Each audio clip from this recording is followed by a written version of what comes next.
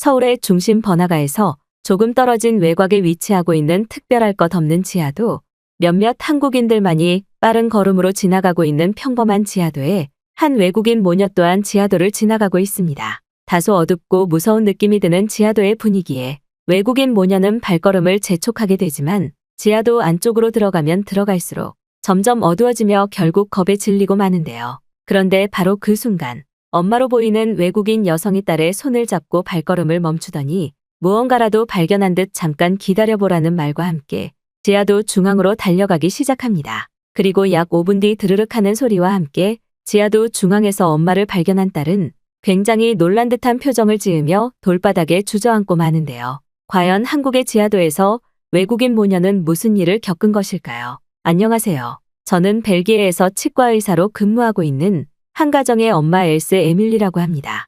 어렸을 때부터 의료인이 있는 가정에서 태어나 자연스럽게 치과 의사의 꿈을 키워온 저는 다소 젊은 나이에 벨기에 지방도시 치과 의사에 합격할 수 있었습니다. 특히 벨기에에서는 1차 진료병원이 매우 부족한 상황이라 저와 같은 도시 치과 의사들에게는 병원을 개원할 수만 있다면 큰 돈을 벌 수 있었고, 저 또한 꽤 운이 좋게 그때의 흐름에 올라타 치과 의사로서의 명성과 부를 어느 정도 쌓을 수 있었죠. 치과 의사가 되기 직전 무난한 남자와 결혼해도 성공했던 저는 치과에 일을 하면서 딸까지 출산하게 되었습니다. 하지만 저와 남편은 결혼을 하고 나서야 꽤 맞지 않는 부분이 많다는 것을 알게 되었고, 결국 각자의 성격 차이가 이해되지 않아 딸이 10살이 되던 해에 합의 이혼을 확정 짓고 말았습니다. 그 이후 경제적으로는 부족함이 없었으나 딸에게 지극정성이었던 저는 하루에 3시간 정도만 자면서 병원의 일과 딸의 육아를 함께 해나갔고, 그렇게 무려 10년이 넘는 세월을 보내게 되었어요. 그런데 여느 때와 다름없이 피곤한 병원 일과를 준비하려던 어느 날, 이제 막 20살이 되었던 제 딸 이리나가 갑자기 저에게 자신과 함께 한국으로 여행을 가지 않겠냐면서 급작스러운 모녀 여행을 제안하더군요.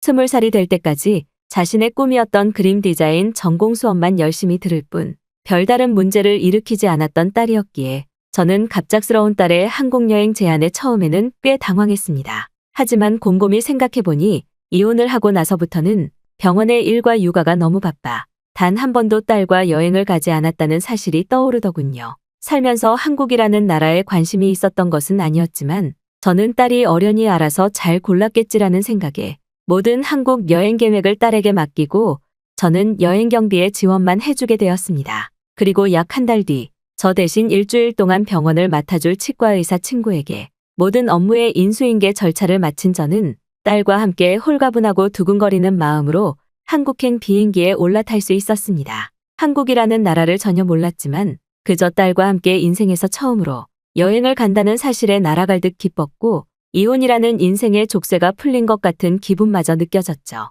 딸인 이리나 또한 저희 홀가분한 표정을 보더니 평소 제가 병원의 일 때문에 너무 피곤해 보였다면서 이번 한국 여행에서 피로도 풀고 재밌게 놀자는 어른스러운 태도를 보였습니다. 그런데 딸과 함께 살아생전 처음 겪어보는 한국의 공항에 도착한 순간 딸은 갑자기 이상 증상을 보이기 시작했는데요. 아직 비행기에서 내리지도 않았는데 딸은 저에게 턱과 이빨이 너무 아프다면서 도저히 견딜 수 없다고 했고, 저는 당황할 수밖에 없었습니다. 그도 그럴 것이 처음 겪어보는 타국인데다가 아무리 제가 경력 있는 치과의사라지만 전문적인 치과 진료 장비가 없으면 아무것도 할 수 없었기 때문인데요. 딸의 입을 벌리고 잠시 살펴보니 약간의 염증 냄새와 함께 어금니의 잇몸이 많이 헐거워진 것이 보였고, 아무래도 잇몸의 피로로 인한 급성염증이 생긴 것 같았습니다. 어쩔 수 없이 일단은 비행기에서 내리고 한국의 공항에 들어가게 된 저는 그때부터 엄청난 패닉에 빠지기 시작했어요. 아무리 생각해봐도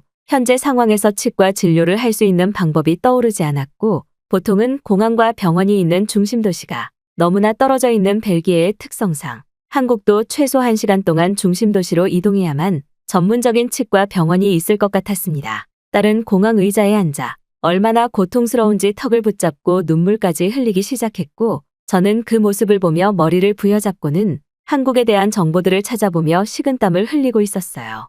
그런데 바로 그때 누군가가 저희에게 말을 걸어왔습니다. 자세히 살펴보니 공항 근무 복장을 입고 있던 그 한국인 직원분은 딸이 우는 것을 보고는 무슨 문제가 생긴 것이냐며 저희 모녀에게 영어로 말을 걸어왔고, 저는 딸에게 급성 잇몸염증이 생긴 것 같다는 하소연과 함께 재발 방법을 알려달라며 무릎을 꿇고 말았습니다. 그런데 한국인 공항 직원분은 단 한치의 망설임도 없이 저와 딸을 데리고 어딘가로 이동했고, 저는 그 장소에 도착한 순간 상당한 충격에 빠지고 말았는데요. 놀랍게도 한국의 공항 내부에는 제가 상상조차 하지 못했던 종합병원이 자리 잡고 있었고, 한눈에 보아도 전문적인 치과 진료 장비에 쓰이는 고급 의료 장비들이 공항 내부 병원에 전부 갖춰져 있었습니다. 한국인 의사분께서는 딸의 입안을 살펴보시더니 아주 능숙한 솜씨로 잇몸염증을 치료해 주셨고, 놀랍게도 벨기에에서는 비싸서 사용하지도 못한 전문적인 잇몸 고정제까지 주시면서 모든 치료를 단 5분 만에 끝내시더군요. 공항에 병원이 존재할 수 있다는 사실을 생각조차 하지 못했던 저는 바로 그 순간부터 한국이 다른 나라와는 전혀 다른 수준을 가진 엄청난 선진국이라는 생각을 가질 수밖에 없었습니다. 딸 또한 염증을 치료하니 하나도 아프지 않다면서 어떻게 공항에 치과 진료를 할 수 있는 전문 병원이 있냐는 말과 함께 저와 똑같이 놀란 눈치였고, 저는 이러한 모든 것이 당연한 것처럼 보이는 한국 공항의 모습에 제가 지금껏 살아온 인생을 부정당하는 것 같았어요. 그렇게 직원분과 의사분에게 감사의 말씀을 전달드린 뒤 공항 밖으로 나온 저와 딸은 엄청난 선진국인 한국을 조금 더 세부적으로 살펴보자는 생각에 급히 여행 계획을 세우기 시작했고, 일단은 한국의 수도가 서울이라는 정보를 알아낸 뒤 택시를 타고 서울 중심 번화가로 향했습니다. 딸은 요즘 자신의 친구들이 전부 부모님과 한국으로 여행을 가길래 마찬가지로 저에게도 한국으로의 여행을 제안했던 것이라며, 자신도 한국은 잘 몰랐던 상태였는데 직접 와서 겪어보니 벨기에와는 너무 수준이 달라서 놀랍다는 반응을 보이더군요.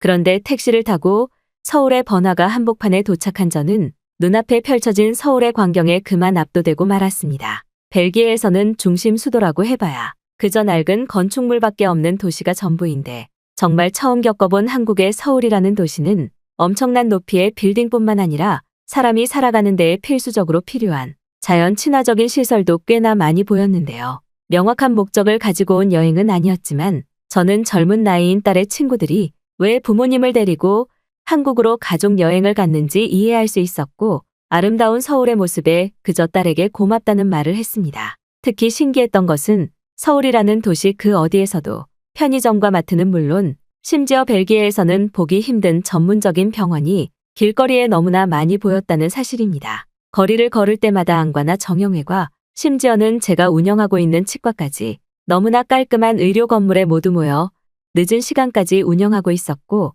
한 번 아프면 무려 2시간의 거리를 달려 병원을 찾아가야만 되는 벨기에에서 태어난 저에게는 그러한 모습 자체가 신세계였죠. 저 또한 벨기에에서 치과를 운영하고 있지만 이러한 인프라가 부족한 이유 때문에 최근에는 환자분들이 찾아오는 횟수가 급격히 줄게 되었는데, 한국에는 병원 근처의 공원과 번화가, 그리고 거리를 걸어 다니는 수백 명의 사람들이 그저 평범한 듯 일상을 누리고 있었습니다. 하지만 들고 있던 여행의 짐이 너무나 많았던 저와 딸은 그 무거운 무게에 점점 체력이 소진되어 가고 있었는데요. 그런데 바로 그때 저의 눈앞에 이상한 가게가 하나 보이기 시작했습니다. 처음에는 여행 가방을 파는 상점이라고 생각했지만 가게 간판에 여행의 짐을 맡아드린다는 문구가 영어로 적혀 있던 그것을 본 순간 저는 패닉에 빠지고 말았어요. 한국으로 여행을 온 타국인들의 짐을 안전하게 맡아준다니 그런 것이 가능할까라고 생각했지만, 실제로 유리창을 통해 살펴본 가게 내부에는 엄청난 크기의 항공 캐리어부터 여행 가방, 심지어는 음악 때문에 유학을 온 듯 값비싼 바이올린까지 보관하고 있었습니다. 만약 벨기에에서 이러한 가게가 있었다면 길거리를 지나다니던 노숙자에 의해 모든 물품이 전부 도난당했을 텐데, 어째서인지 거리를 지나다니는 한국인들은 그 가게에 전혀 관심이 없어 보였고, 저와 같은 몇몇 외국인들만이 신기한 듯 여행 가방을 맡아주는 그 가게의 내부를 살펴보며 수군거리고 있더군요. 특히 더욱 이해할 수 없었던 것은 그 가게 자체가 무인으로 운영되고 있었다는 사실입니다. 도저히 믿을 수 없는 상황에 내부를 직접 확인해보고 싶었던 저는 가게 입구에 적혀있던 외국어 설명서를 통해 가지고 있던 모든 짐을 디지털 상자에 보관했고, 심지어 무인으로 카드 결제까지 진행시켜 너무나 성공적으로 짐을 보관할 수 있었습니다. 저와 딸이 사는 벨기에도 꽤 살기 좋다고 생각했지만 벨기에에서는 상상조차 할 수 없었던 이러한 편의시설들에 저는 큰 혼란에 빠졌고, 한국에서 계속 살면서 치과를 운영하고 싶다는 생각마저 조금씩 들기 시작했어요. 계속해서 들고 다니던 무거운 여행에 짐이 없어져 꽤 먼 곳까지 이동이 가능했던 저와 딸은 인생에서 정말 처음 보는 서울의 공유 자전거 따릉이까지 빌려 도심 이곳저곳을 구경했습니다. 그런데 약 30분 동안 자전거를 타고 눈앞에 보이던 곳으로만 달려가던 저와 딸은 굉장히 이상한 지하도 시설을 마주할 수 있었는데요. 벨기에에서는 이러한 지하도가 사실상 노숙자와 범죄자들의 쉼터로 활용되고 있었기에 저는 딸에게 곧바로 다른 길로 돌아가자고 했지만 어째서인지 딸은 지하도가 조금 이상한 것 같다면서 계속 안으로 들어가자고 했습니다. 딸의 황당스러운 소리에 저는 지하도가 그저 지하도지라는 생각으로 내부에 노숙자나 많이 있을 텐데라며 어쩔 수 없이 투덜거린 채 딸을 따라 지하도 안으로 들어가기 시작했고 조금씩 지하도 내부로 들어갈수록 무언가 이상한 기운을 느끼게 되었습니다. 더럽고 노숙자들이 있어야 할 서울의 지하도는 어째서인지 아름다운 레이저 불빛과 함께 한눈에 보아도 잘 꾸며진 징검다리와 심지어 누군가가 엄청난 시간을 들여 그린 듯 아름다운 그림마저 벽에 걸려 있었기 때문입니다. 벨기에에서는 대부분의 지하도가 너무 더럽고 위험해서 무조건 피해가야 하는 위험 장소인데 한국에서는 마치 지하도가 도시에서의 휴식을 가져다주는 그런 미술관과 비슷한 장소로 운영되고 있었던 것이죠. 특히 평소 디자인과 그림에 관심이 많았던 딸은 지하도 중심에 있는 아름다운 디자인의 조경을 보고 완전히 눈이 휘둥그레졌고 저 또한 지하도 내부에 자리 잡고 있는 한자로 그려진 디자인 미술품과 조명 그림을 보고 완전히 마음을 뺏기고 말았습니다. 점점 지하도 깊숙이 들어갈수록 예상조차 하지 못한 미술 작품들이 연이어 나오기 시작했고 저는 지하도조차 평범하지 않은 한국의 도시 인프라에 한국이 이렇게나 대단한 나라였구나라며 극찬을 할 수밖에 없었습니다. 처음에는 그저 딸의 요청으로 아무런 기대 없이 쉬어야겠다는 단순한 마음에 한국에 왔던 것이지만 눈앞에 펼쳐진 지하도의 미술품을 하나하나 구경해 나갈수록 저는 이런 문화와 도시가 접목되어 있는 한국의 인프라에 그저 한국이라는 나라 자체가 부러울 따름이었습니다. 평소 상업 디자인에 관심이 많았던 딸은 완전히 지하도의 마음을 뺏긴 듯 눈에 불을 켜고 지하도를 샅샅이 돌아다니며 숨겨져 있던 한국 작가들의 지하도 미술품들을 하나하나 구경해 나갔고 점점 구경하다 보니 주위에 한국인들도 꽤 많다는 사실을 그제서야 알아차렸죠. 벨기에였으면 그저 더럽고 쾌적하지 못한 노숙자들의 쉼터로 활용되었겠지만 한국은 이런 단순한 지하도조차도 사람들의 감각적인 미술관 쉼터로 바꾼 것이었고 저는 그동안 한국이라는 나라를 알지 못했다는 사실에 저 자신이 원망스러울 따름이었습니다. 저는 그 중에서도 특히 지하도 내부의 불빛을 활용한 아름다운 징검다리 건축물의 마음을 빼앗겨버렸고 내친 김에 휴대폰을 꺼내들고 한국의 아름다운 지하도를 촬영해 제 SNS에 올리기 시작했습니다. 그런데 사진을 올리자마자 저의 SNS 계정은 폭발적인 반응을 보이며 제 친구들뿐만 아니라 제가 모르던 사람들까지도 한국의 그곳은 대체 어디냐는 댓글이 폭주하기 시작하더군요. 딸은 저희 계정이 폭주하는 것을 보고 이미 오래전부터 키워오던 자신의 디자인 전문 SNS 계정에 한국의 지하도 사진을 조금 더 깔끔히 정리해 올렸는데 역시나 사람들은 한국에 그런 곳이 있었냐며 폭발적인 반응을 보였습니다. 그렇게 약 2시간에 걸친 한국의 지하도 탐험을 끝낸 저와 딸은 지하도 밖으로 나오고 나서는 더욱 큰 충격을 받았는데요. 놀랍게도 그 지하도는 홍제유연이라고 불리는 매우 특별하고도 아름다운 이름의 미술관 지하도였고 지하도의 출구는 놀랍게도 외부의 공원과 자연스럽게 이어져 있었습니다. 정말이지 한국인들이 얼마나 똑똑하고 쾌적한 삶을 누리는지 알 수 있을 정도로 그러한 도시 인프라에 저와 딸은 한국에서 살면 참 편하겠다는 생각을 할 수밖에 없었죠. 그 후 저와 딸은 간단한 정보들을 검색해 이번 여행은 한국의 아름다운 문화재와 미술품들을 관람하는 것에 포커스를 맞추고 서울 내부에서 맛있는 한식을 먹으며 그저 한국을 구경하러 다니는 마음 편안한 여행을 진행했습니다. 놀랍게도 관광지에 있던 한국인분들은 저희 모녀가 여행을 하는 것을 볼 때마다 도움이 필요하면 언제나 말하라는 도움을 주셨고 저는 정말 처음 겪어보는 타인의 배려에 한국인들은 정말 따뜻하다는 생각을 가지게 되었죠.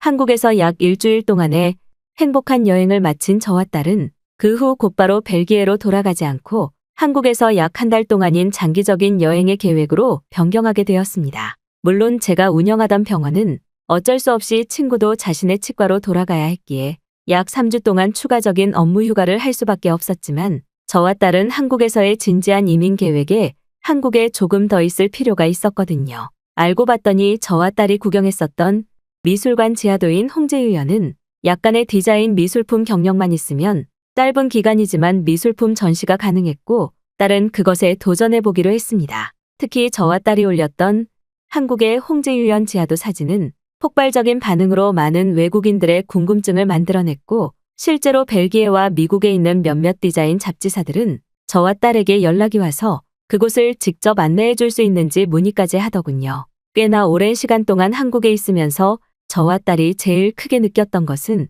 한국이 그저 빨리빨리에 치중된 나라가 아닌 일과 삶의 균형 그리고 이러한 문화시설이 매우 밀접하고 좋은 선진국 도시 인프라로 구성되어 있었다는 사실입니다. 언제까지 한국으로의 이민을 확정 지을지는 모르겠으나 현재로서 저희 꿈은 한국인분들을 위한 전문 치과병원을 한국에 새로 개원해 이곳에서 일도 하며 딸과 함께 한국에서 살아가는 것이기에 저는 오늘도 한국에 있다는 사실에 감사하고 있습니다.